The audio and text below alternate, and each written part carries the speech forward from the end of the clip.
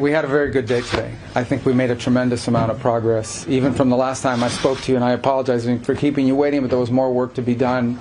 You know, we began almost 3 weeks ago with a foundational document that we socialized and ran by both sides, and with input from both sides. And one of the things that happens when you've been involved in this now for 10 months is you get a pretty good sense of what the priorities and the red lines and the important issues are for both sides.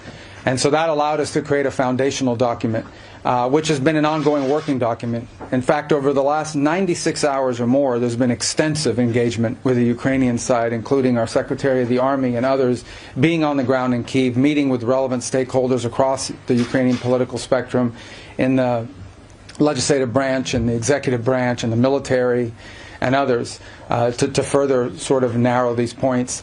We arrived here today with one goal, and the goal was to take is 28 points or 26 points, depending on which version as it continued to evolve, and try to narrow the ones that were open items. And we have achieved that today in a very substantial way.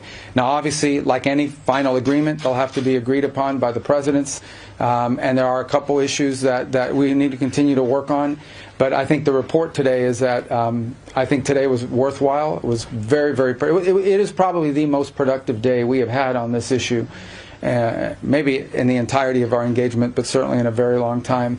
But work remains, and because this continues to be a working process, I don't want to declare victory or finality here. There's still some work to be done, but we are much further ahead today at this time than we were when we began this morning and where we were a week ago for certain.